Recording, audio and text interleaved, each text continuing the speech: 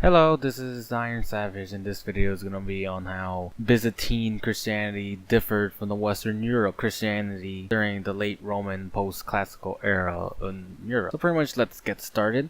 Christianity would be one of the organizations, pretty much religionist organization, that has one of the greatest hierarchical organization structures, with leaders having structure. Like, not every religion has a pope or has a patriarch.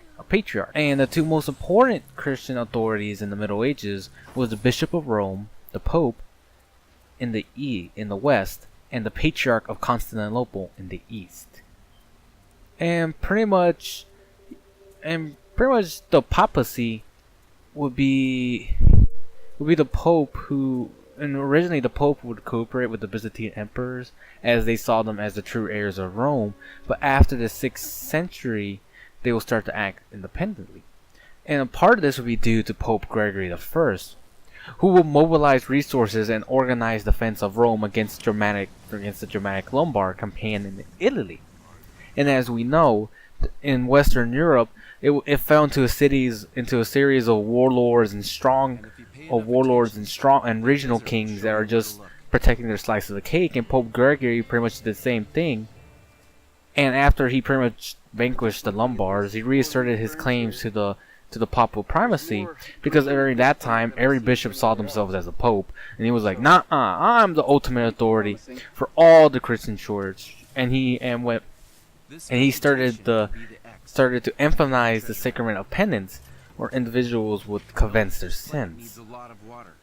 While on the eastern side, the Patriarch of Constantinople is actually more bureaucratic, as it is appointed by the emperor, and the church was treated as a state department.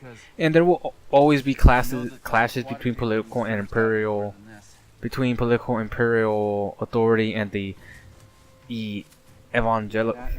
ecclesiastical authority.